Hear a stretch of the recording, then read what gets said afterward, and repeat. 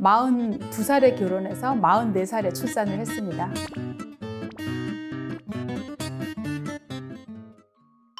이번에는 출산 후 질문 네. 모음인데요. 임신 5개월쯤 자궁경부 검사 시 특이사항이 전혀 없었는데 네. 출산 후 자궁경부암 검사에서 고등급 이형성층 세포가 발견되어 네네. 조직검사 예정입니다. 이게 가능한 일인가요? 그에 따른 원추 절제술 등 수술 관련이 궁금합니다. 이게 임신 5개월에 사실 자궁암 검사 잘 안 해요. 초기에는 하는데, 왜냐하면 출혈이 많이 되거든요. 그게 자궁경부암 검사가 분비물을 채취하는 건데 피가 날 정도로 문질러야 되거든요. 근데 임산부들은 조금만 건드려도 출혈이 되기 때문에 임신 초기에 하긴 하지만 잘하진 않죠. 근데 아마 어떤 이유가 있어서 그 전에 암 검사 이상이 있었는데 아마 그거 검사할 시기가 뭐 6개월이 됐다. 이래서 아마 그때 하셨을 수도 있고요. 아마 그리고 5개월이니까 의사 선생님이 출혈이 날 정도로 원래 하는 방법대로 못했을 것 같아요. 제 추측에 살살살 피 많이 나면 안 되니까. 그러니까 살살살 문질러서 세포가 덜 나온 거죠. 이게 조직 검사를 하신 게 아니고 분비물로 하신 검사이기 때문에 그런 오류가 있는 거예요. 그래서 분비물로 하시는 세포진 검사는 반복 검사하는 게 중요해요. 근데 아기를 이제 낳고 나서는 의사가 막 문지른 거죠. 그래서 세포가 많이 나와서 진단이 되신 거예요. 이거를 그러면 그냥 관찰을 할 거냐 치료를 할 거냐 이거를 선택을 해야 되는 거예요. 이제 관찰을 할 거면 뭐 3개월에서 6개월 단위로 계속 검사를 1년 정도 치료를 보류하는 거죠. 바로 치료하겠다면 이제 그게 바로 원추형 절제술인 겁니다. 하루 정도 입원하면 되고 10분 정도 걸리는 수술이거든요. 크게 위험하지 않아요. 자폐아나 자폐 스펙트럼 장애 등은 태어날 때부터 정해지는 거겠죠? 혹시 임신 중에 한 어떤 행동이 그런 부분에 영향을 주는 게 있을까요?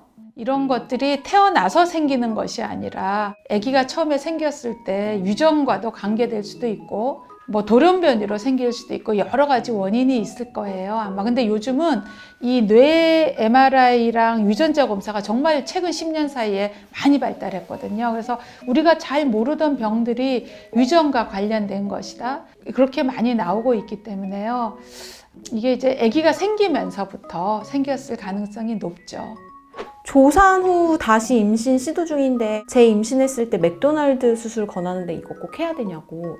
조산의 원인이 뭔지에 따라서 틀릴 것 같아요. 아마 조산하신 이유가 아무 진통 없이 갑자기 자궁경부가 벌어진 자궁경관 무력증이라면 이거 다음 임신에 반복되거든요. 반복되니까 자궁이 더 커지기 전에 보통 4개월에 하죠.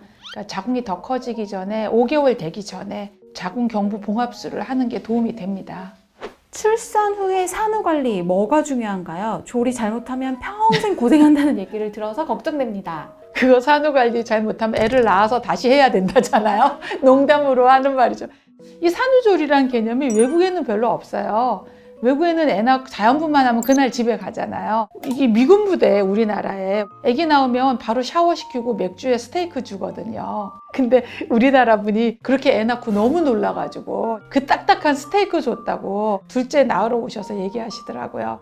글쎄요, 우리나라 문화가 임신한 산모에게 굉장히 잘해주고 또 아기 낳고 나서도 굉장히 이제 잘해주죠. 산후조리의 핵심은 제가 보기에는 잘 먹고 잘 자는 거 이게 기본이고 이제 두 번째는 우울한 감정이 좀 오거든요. 태반이 떨어져 나갔으니 감정의 기복이 오죠. 이거를 잘 처리를 해야 될 것 같아요. 산후 우울감이 있으면 이제 솔직하게 털어놓고 그거에 대해서 빨리빨리 대응책을 찾아보는 거 이게 중요할 것 같아요. 그리고 너무 내 혼자 다 감당하지 않도록 주변의 도움을 꼭 받도록 하면 좋겠죠.